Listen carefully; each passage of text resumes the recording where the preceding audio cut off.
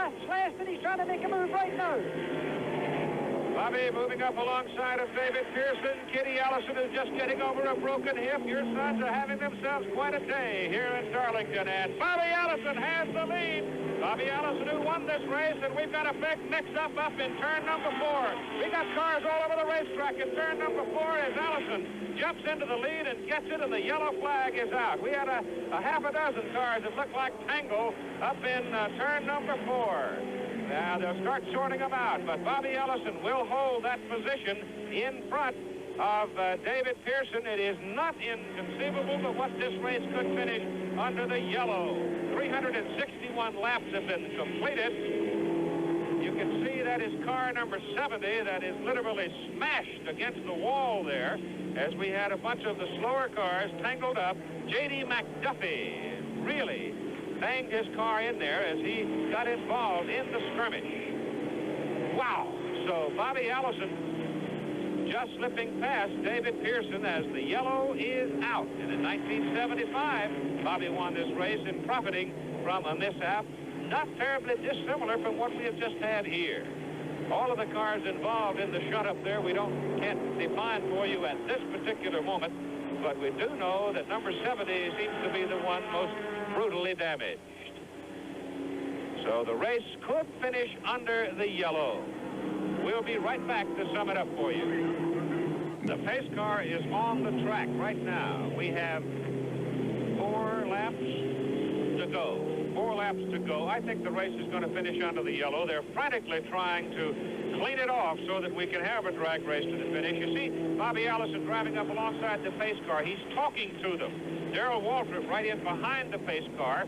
Richard Petty is right there. Now David Pearson ducked into the pit and took left side tires. So that would seemingly almost take David out of it.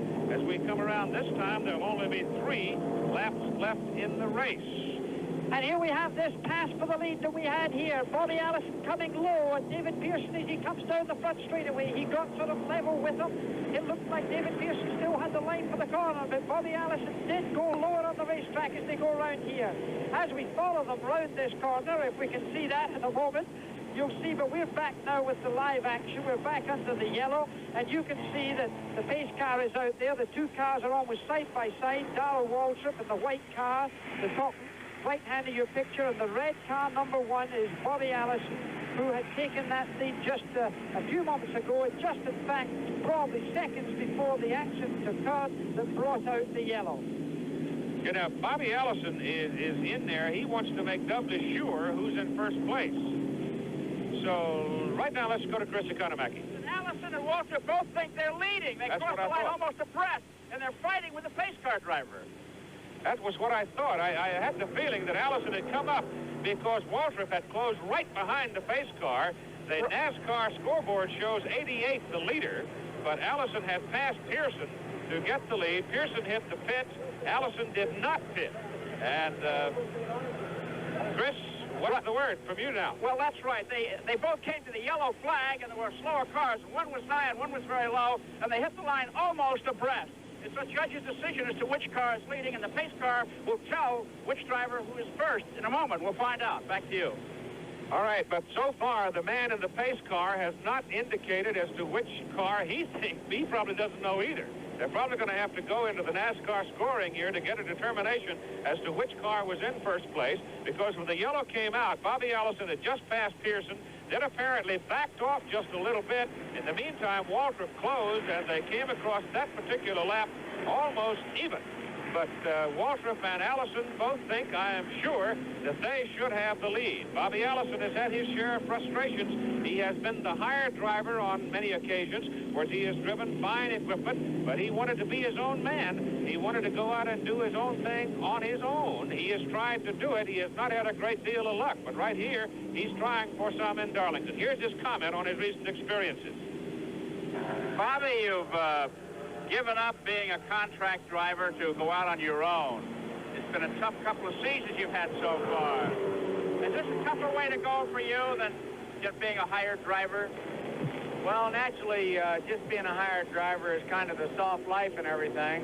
But really, all my life, I've wanted to be very competitive. I've worked hard to be competitive, and first of all, I believe you got to be at the racetrack to be competitive. You can't pick a few races and hope you win one before the season's over and have any kind of a long-time career.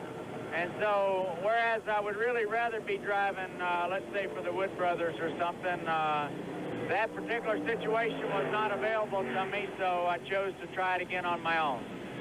All right, comments earlier from Bobby Allison. The white flag is out. Here's the word from NASCAR. Jay Milligan straightened it out. They say that 88 passed 1 on the way to the caution flag.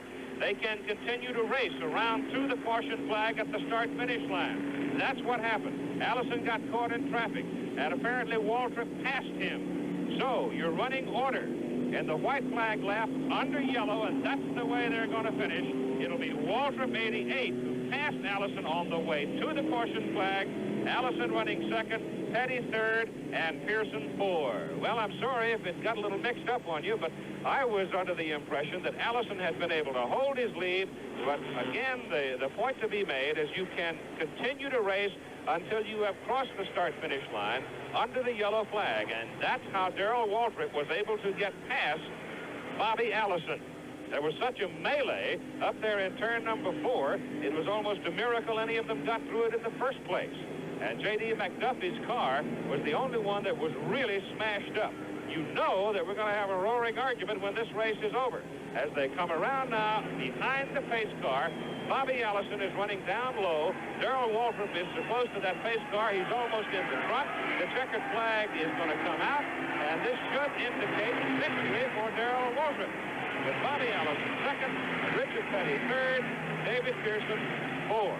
So, President Conamacki, when they get down into victory lane, you better get some earplugs, because I think you're going to have some fierce conversation. Well, and to make matters worse, Keith, it looks like it's about to pour down. You know, the scorers here at Darlington are in turn 4. And the start-finish line does not have any scoring personnel right at it, where that decision as to who gets there first is made. And it would be interesting if we had a picture, sort of a photo finish, as to who got there first under the yellow, whether it was Donnie Allison, or rather Bobby Allison and Johnny's number 1, or Darrell Waltrip in the 88 car. Back to you. Well, there's no reason to finish a race like this in a quiet, docile manner. That would not be in keeping with the history of the Rebel 500 here at Darlington. But the way we have it at the moment, it is Waltrip, Allison, Petty, Pearson in that order. And we'll be back to hopefully get the final summation for you from the Rebel 500 in just a moment. But that's the way we see it now. 88 the winner. Got involved there, but look at them now. They almost touched there. Once again, coming through turn 4. Any one of these 3 cars could still win the race. As the white flag comes out, 1 lap to go in the Rebel 500, and there goes Darrell Waltrip for the lead. Donnie Allison still hanging behind Richard Petty. Petty now coming down low. Again, they're side by side. Well, you can see it happening right before you. They're coming to turn 3. 2 more turns to go. Richard Petty still side by side. Donnie Allison still hanging in third. Oh! Petty has got to leave it. There comes Waltrip down below him as Petty stood up high. Donnie Allison trying to move past Petty into second place. They're coming to the finish line. It is Darrell Waltrip winning the Rebel 500. Petty is second, and Donnie Allison is third by about 3 feet. Jackie, what a motor race. What a race. I can't remember ever seeing the end of a motor race, Jim, being as exciting as that. Never have I seen a finish with so many passes in such a short track in such a short time. With 500 miles behind them, there were a dozen feet between the 3 when it all was over. Darrell Waltrip of Franklin, Tennessee, has won his second race of this NASCAR season. He won the first one, the Western 500, out in California. Now he's won this one. He already was the leading money winner of the year, so obviously he will continue to have that position. He also, I believe, will take over the season point lead from Bobby Allison. It's Darrell Waltrip, the winner.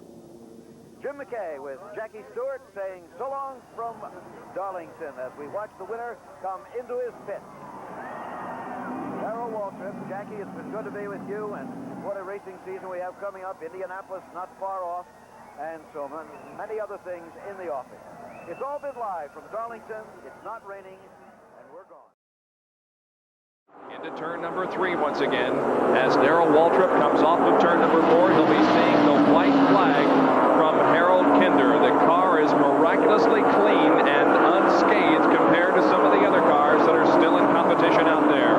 The white comes out, and it's one more lap for Darrell Waltrip. A sigh of relief. That was the one he wanted to get by. The one 2 laps in the finish. Now he's behind Jimmy Means, and Clark Dwyer swings that car to the outside, going down the back stretch. Hits the brakes for the last time, keeps it right in the middle of the racing lane, which is right down and almost to the apron, lets it slide up and looks for 4. Darrell Waltrip out of turn number 4 onto the straightaway, and the checkered flag falls. Darrell Waltrip has won the Trans-South 500. Terry Labonte finishes in second position, about 3 seconds behind, and Bill Elliott will be shown in third place. Well, the Junior Johnson crew congratulating each other on another win. There's Junior, not looking all that exuberant and thrilled about the situation, but I'm sure down deep inside he is. Well, he approaches automobile racing like a business. He's a technician. He's a skilled mechanic. And I think he's very serious about what he does. He's won so many times that, knowing Junior Johnson, he's probably already thinking about what they could have done to go faster this time and look ahead toward the next race. Well, Darrell Waltrip heads for victory lane, and Dick Bergeron will be there to talk with him after we pause for this message. The Trans-South 500 is over, and Darrell Waltrip is the winner. Jeff Bodine, the pole sitter, I was out there with him yesterday afternoon. He is extremely strong. There's probably 10 or 15 guys that I can name that can win the race tomorrow, but those 4 will certainly be there when it's over. Darrell Waltrip has received a white flag. There is less than a lap to go in the Dixie Cup 200. He comes off of corner number 2, moving to the inside of Benny Curley in car number 71. Now Waltrip moving into turn number 3.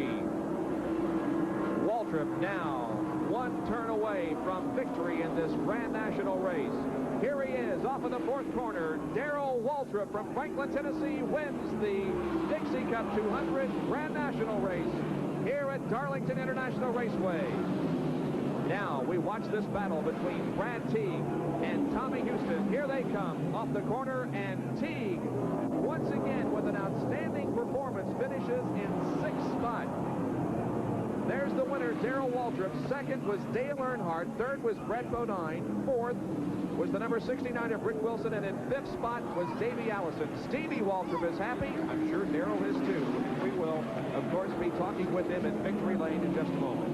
A great performance by Darrell here this afternoon, and again, he did everything just right as far as tire decision is concerned. I think you're exactly right, Bob. He did make the right decisions today. He decided to stop and change 4 tires, get behind, and once he got... I wonder what Darrell Waltrip's up to now.